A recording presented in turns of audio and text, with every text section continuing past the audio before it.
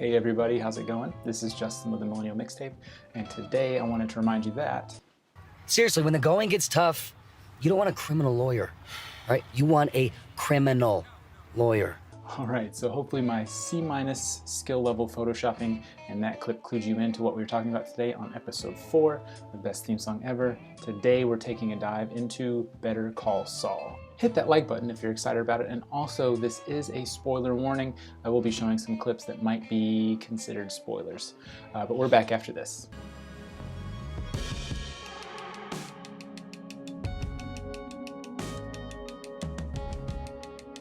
All right, thanks again for tuning in. I went from fresh law school graduate to Andy Sipowicz, just like that.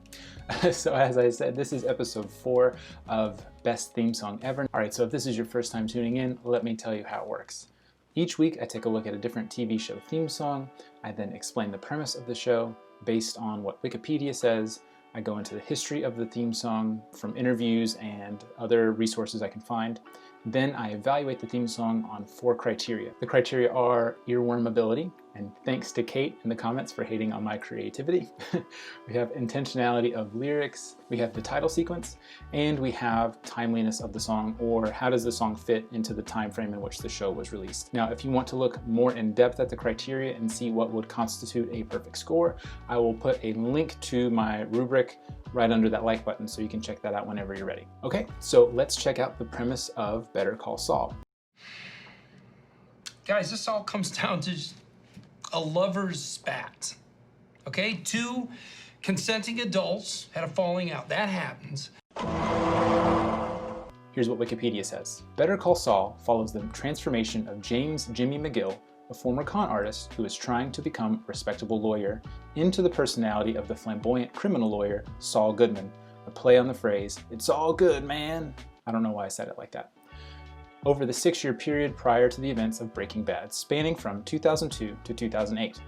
The show also includes flash forwards at the start of each season's premiere following the events of Breaking Bad, where Saul has paid to take on a new identity as Gene Takovic, the manager of a Cinnabon store in Omaha, Nebraska. All right, so I skipped some exposition there in the middle, but I think that gives you a pretty solid gist of what the show's about. Now again, if you watched Breaking Bad, you probably did enjoy the Saul Goodman character, as I did for sure, but I was hesitant to believe that they could make an entire show about just that character, and I was wrong. I mean, if you're not watching this show, you're missing out. It's definitely one of the best shows on TV. Apparently, so was Bob Odenkirk, and I put a little clip here of him explaining that from an interview. Vince said to me, "Do you think there's a show in this character?"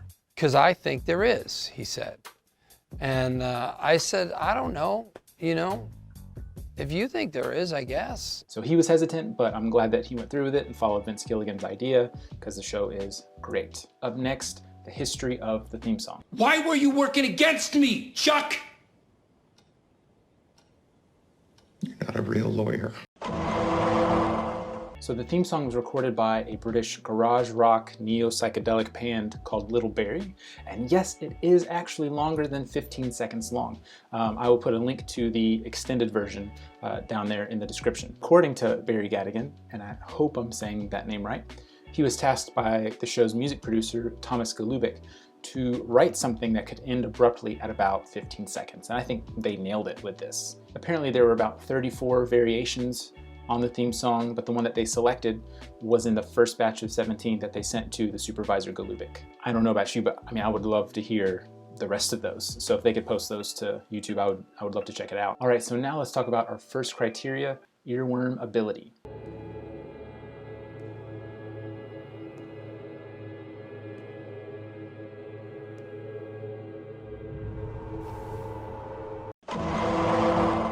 So once you've heard the song and connected it to the show, there's an unmistakability from having heard it and knowing exactly what it's from. But to me, for the average listener, even the extended version would have a hard time of embedding itself into people's brains and staying there for a long time. Even so, people have made 10-hour loops of just that 15-second track to play over and over. So, I mean, you can't deny it that there's some enjoyability, but is that enjoyability or earworm ability? Now, I believe it's the former. I think it's just an enjoyable little section of a song.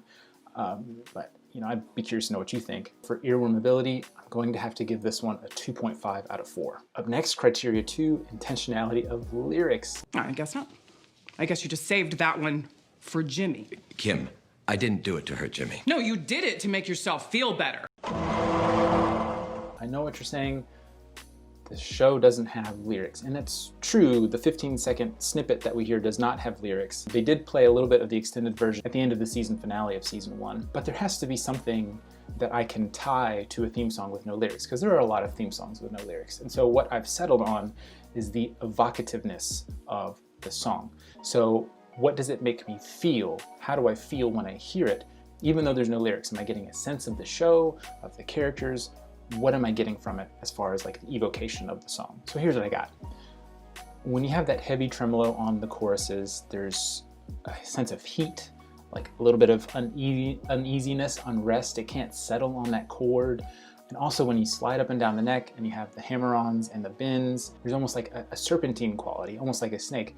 And if you've watched either show and are familiar with Saul Goodman, then you know that that's a pretty damn good exposition of the character. He's kind of snake-like. He's kind of like a snake. Due to this purely on evocation of the song, I get a sense that there's heat. The show's based in New Mexico. There's uneasiness and uncomfortability. There's a lot of criminal activity with Saul taking part in criminal activity later on in the show. And there's something wriggly and serpentine about it. Jimmy and Saul's character as a whole. Now Jimmy, not so much, but Saul definitely does have that. Slip in Jimmy and Saul definitely have that serpentine quality about them. So for intentionality of lyrics, even though there's no lyrics, I'm going to have to give this one a 4 out of 4. All right, so our third criteria, title sequence. Did you see those suckers? That one ass was crying. He had actual tears. Jesus, Kim. What title sequence? So this one is tough because the title sequence is literally just 15 seconds. It's the length of the snippet of the song. And what you get there is you get some sort of distorted video of either a blow-up Statue of Liberty balloon or Saul's car driving off with Lawyer up in the background. You get the title of the show, Better Call Saul, and then you get the creator credits for Vince Gilligan and Peter Gould. That's it. Like, there's not really any kind of title sequence at all. Vince Gilligan has said in an interview that he wanted to make the intro look deliberately. He nailed it, right? He did a good job there. But it does enthrall you as a viewer. Like, you see this and you're like, they don't really have to advertise what the show's about at all. To me, it reminds me of the episode of The Simpsons where, because everything comes back to The Simpsons for me, where they're looking for a place to film Radioactive Man and they see the ad for Springfield that has a typo. And they're like, they're not even big enough to need proper grammar or a big ad. Look at that ad. All right, this place must be hot. They don't need a big ad or even correct spelling. So, you kind of get that, like, what is this show about? It's just kind of empty. And so as a viewer, that would want me to tune in and see what the show's about. But still, it doesn't give me a sense of the show, which is what we're trying to evaluate. And so for title sequence, I'm going to have to give it a 2 out of 4. Finally, our last criteria is timeliness of the song. Oh, hey.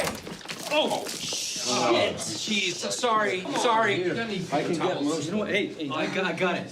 Thank you. Better Call Saul premiered on February 8th, 2015, and the #1 song at that time was the majorly successful Uptown Funk by Bruno Mars and Mark Ronson. It spent 14 weeks at the top of the Billboard Hot 100 and was certified 11 times platinum by the RIAA. A monster hit by any means of the imagination, but that's not what we're here to talk about. But with Better Call Saul, with the theme song, does it fit into that time? And the answer is no. But that's a good thing because it's got that surf rock sound, right? The neo-psychedelia and the surf rock sound.